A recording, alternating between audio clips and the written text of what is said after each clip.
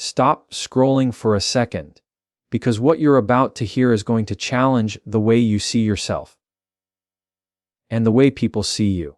There's a reason some people walk into a room and nobody dares to disrespect them. Nobody plays with them. Nobody tests them. And it's not because they're louder, stronger, or more aggressive than everyone else. It's something far more subtle and far more powerful. It's something you've never been taught.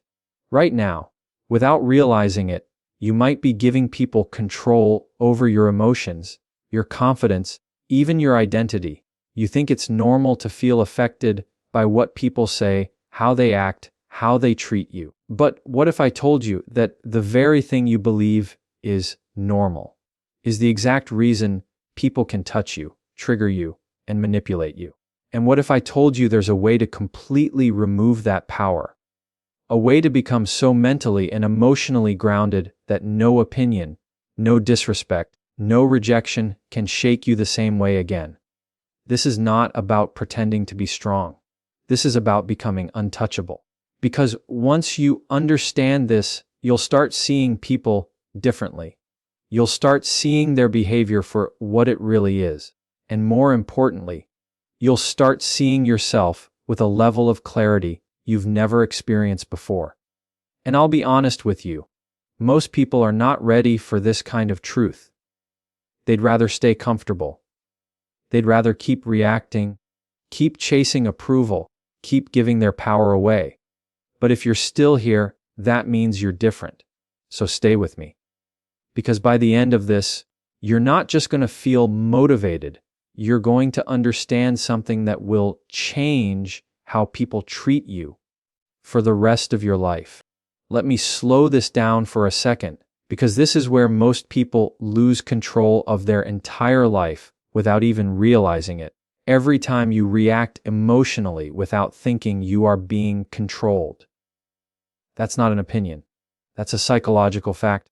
When someone says something that irritates you and you immediately snap back, what just happened? You didn't choose that response. It was triggered. It was automatic. It was predictable. And because it was predictable, it was controllable.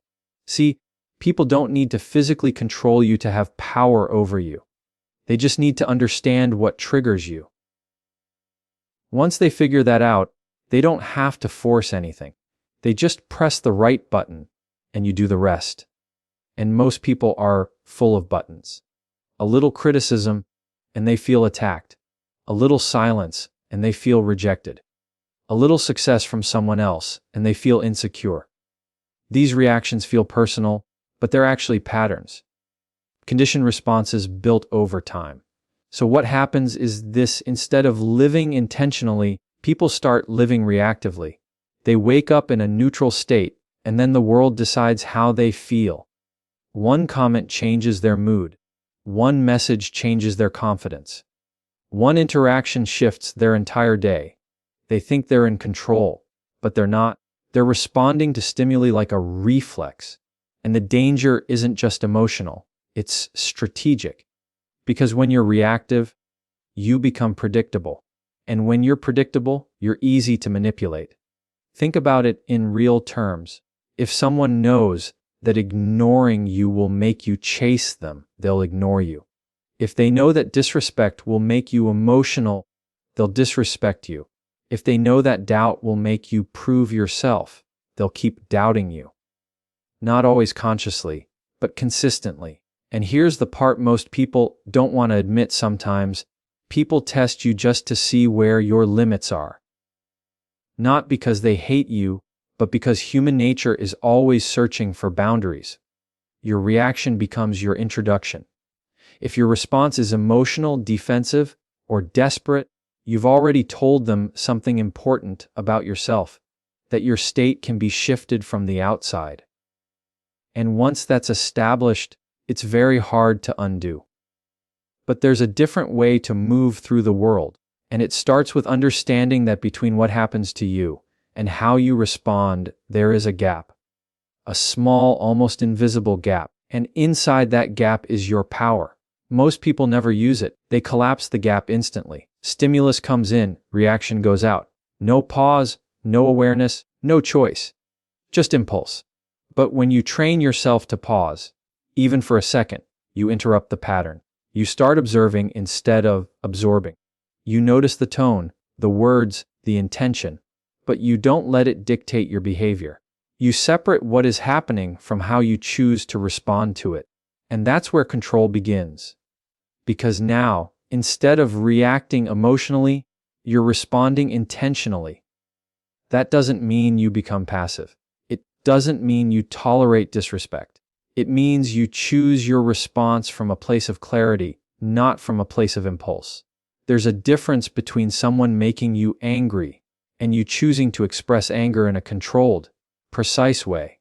One is weakness. The other is discipline. And discipline is what makes you unpredictable in the best way. When people can't read your reactions, they can't manipulate them. When they don't know what will trigger you, they stop trying to trigger you. When they realize that their behavior doesn't control your state, they lose interest in attempting to control you at all.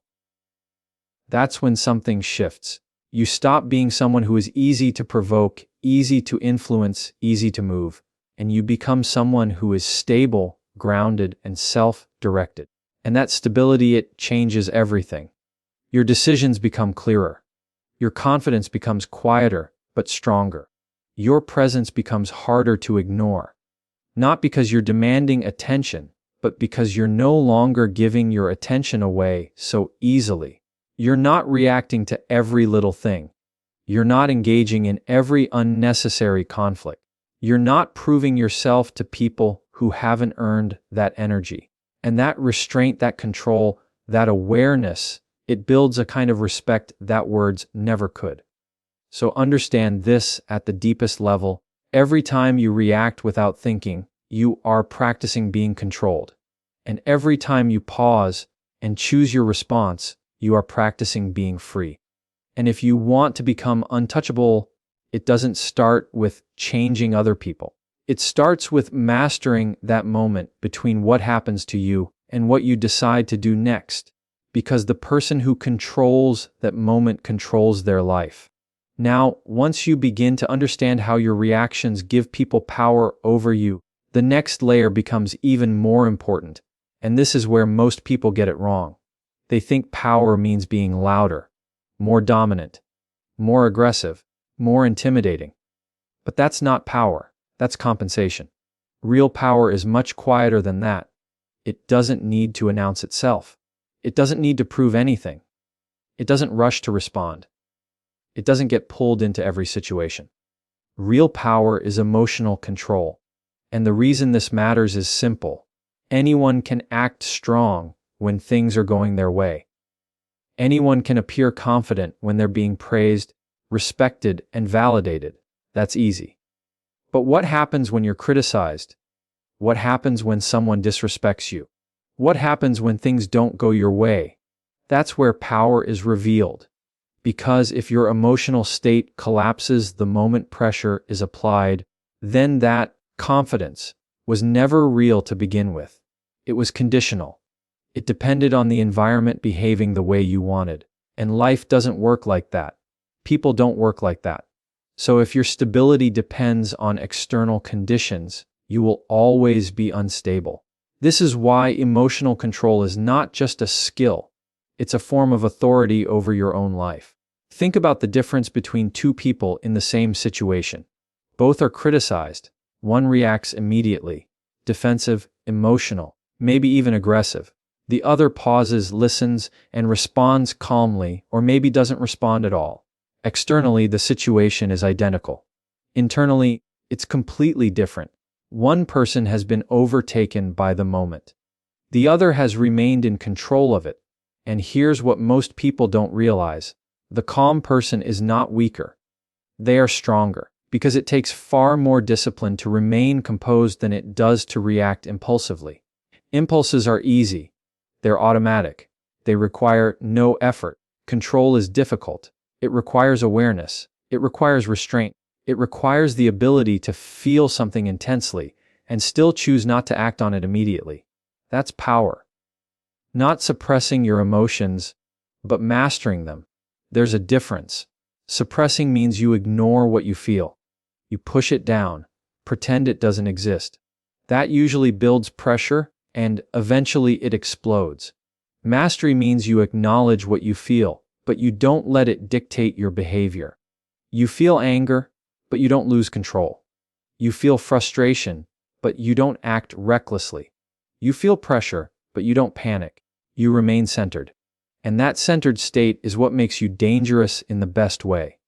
Because now, no one can predict how you'll react, not because you're unstable, but because you're deliberate. You don't give automatic reactions. You give chosen responses. And that forces people to adjust to you, instead of you constantly adjusting to them. There's also something deeper happening here, psychologically. When you consistently show emotional control, people begin to associate you with stability. And human beings naturally respect stability. They trust it. They hesitate to challenge it unnecessarily. Not because you demanded respect, but because your behavior earned it. On the other hand, when someone is easily triggered, easily shaken, easily pulled into drama, people may not say it directly, but they register it. They see the instability. And whether consciously or unconsciously, they respond to it. So the question becomes, what are you communicating without speaking? Are you showing that your emotions can be influenced by anyone at any time? Or are you showing that you decide how you respond, no matter the situation? Because one creates vulnerability, the other creates authority. And understand this clearly. Emotional control is not about becoming cold or distant. It's not about disconnecting from people or pretending you don't care. It's about caring in a controlled way. It's about choosing when and how to express what you feel, instead of letting every feeling express itself through you. That's maturity. That's discipline. And that's what separates people who are constantly pulled into unnecessary conflict from those who move with clarity and purpose. When you master this, something shifts in how you experience life.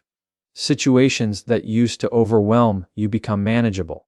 Conversations that used to trigger you become easier to navigate. People who used to disturb your peace lose that ability. Not because they've changed, but because you have. You're no longer meeting chaos with chaos. You're meeting it with control. And control always wins in the long run. So if you're serious about becoming untouchable, stop focusing on controlling others. Stop trying to dominate every interaction. Stop trying to prove your strength through force or volume. Instead, focus on this. Can you remain calm when it would be easier to react? Can you stay composed when it would be easier to lose control? Can you choose your response when everything inside you wants to act immediately? Because that moment, that internal decision, is where your real power lies. And once you own that, you don't need to show strength. People feel it. And the person who can control themselves in any situation is the one who controls the outcome of their life. Now, once you begin to control your reactions and stabilize your emotions, something deeper starts to reveal itself. You realize that the real issue was never just how you reacted to people. It was why their opinions had so much weight in the first place. Because at the core of it, most people are not reacting to others. They are reacting to what they think those opinions say about them. And that's where self-worth comes in. If your sense of value is built on external validation, then every opinion becomes a threat or a reward. Praise feels like proof that you matter. Criticism feels like evidence that you don't. And without realizing it, you start living in a constant evaluation mode, where your identity is shaped by how others respond to you. That is one of the most exhausting ways to live, because now your confidence is no longer stable. It rises and falls depending on who approves of you, who notices you, who agrees with you.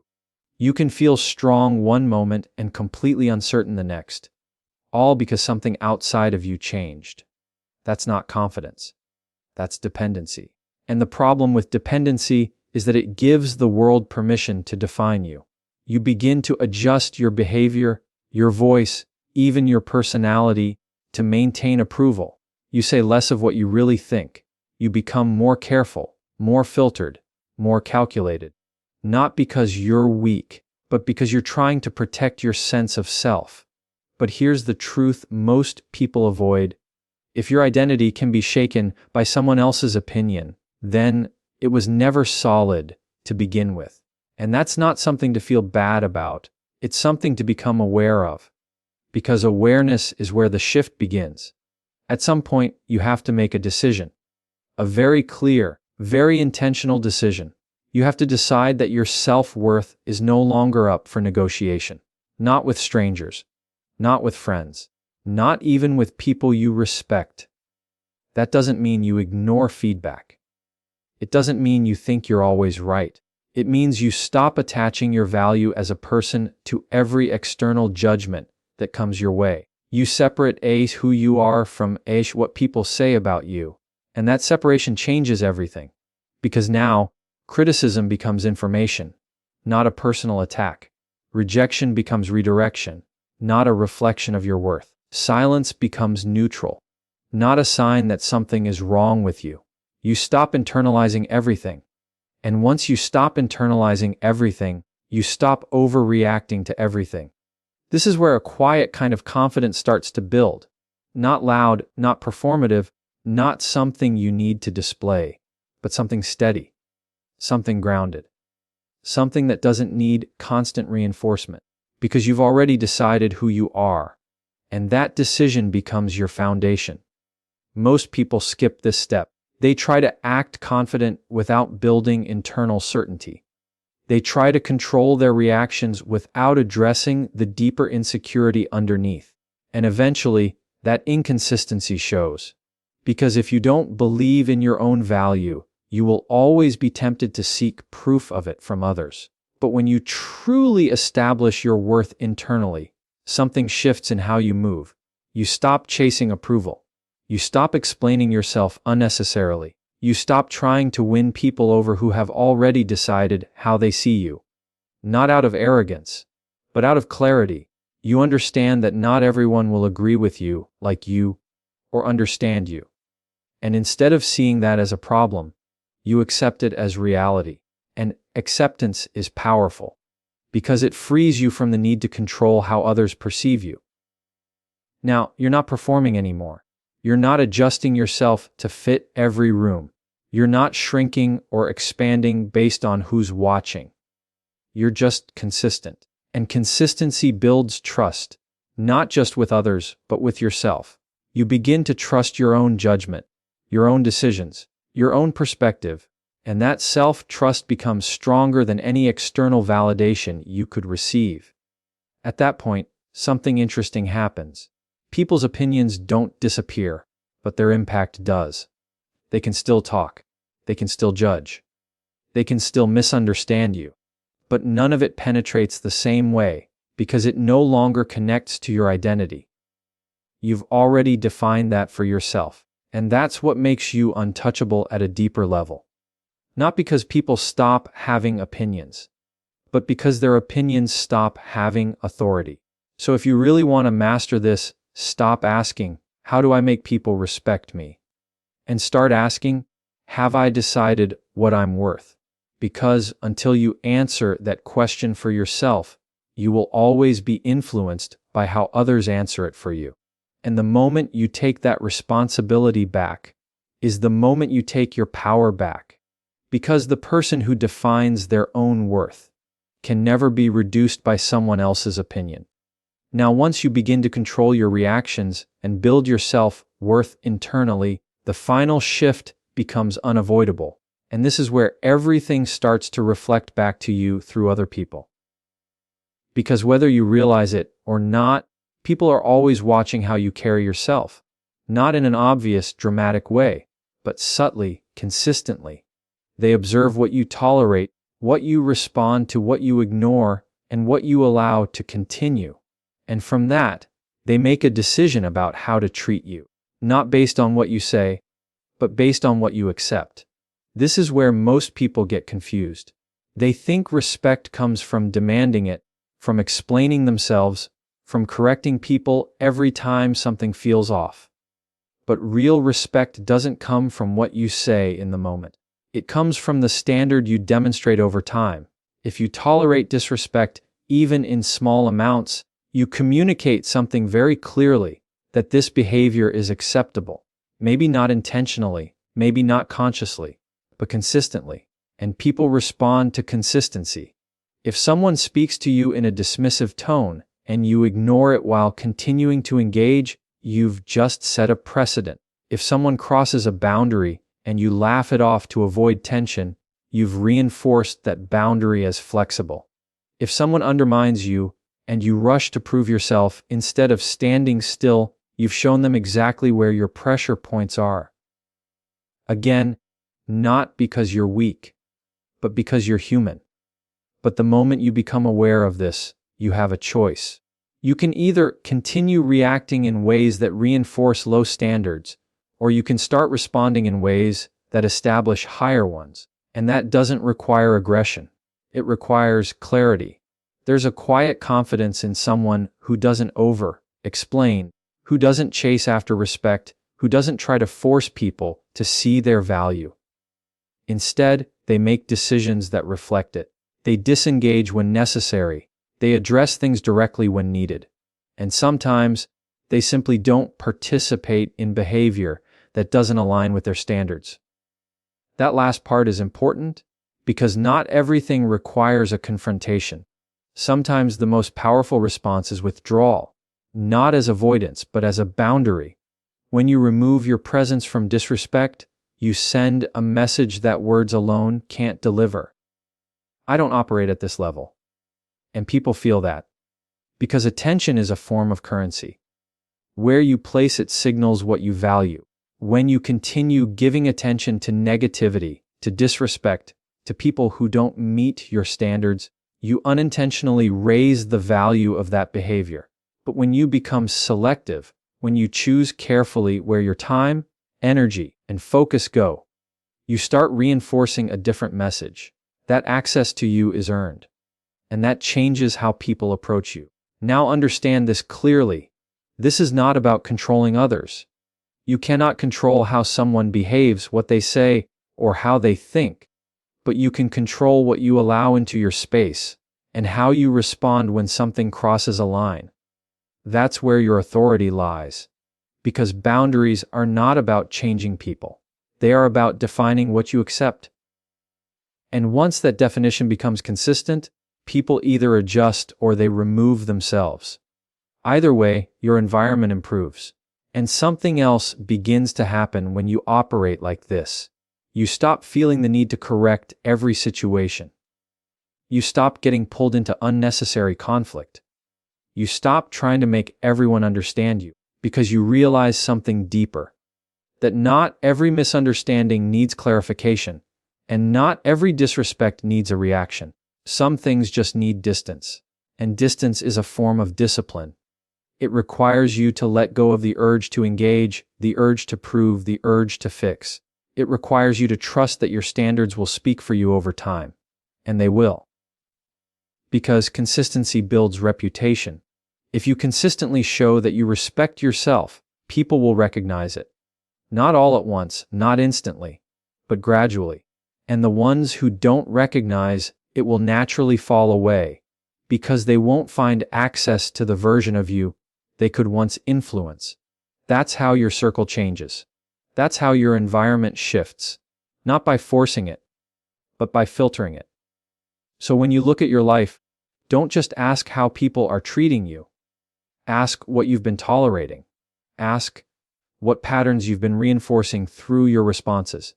Because people don't just randomly decide your value. They read it through your behavior. And the moment your behavior changes, the message changes. So if you want to become untouchable, stop focusing on controlling how others act. Start focusing on what you allow, what you reinforce, and what you walk away from. Because at the end of the day, people will always test boundaries, intentionally or unintentionally. But the difference is this: some people get tested, and some people set the standard. And the moment you become the one who sets the standard, is the moment people either rise to meet you or lose access to you completely.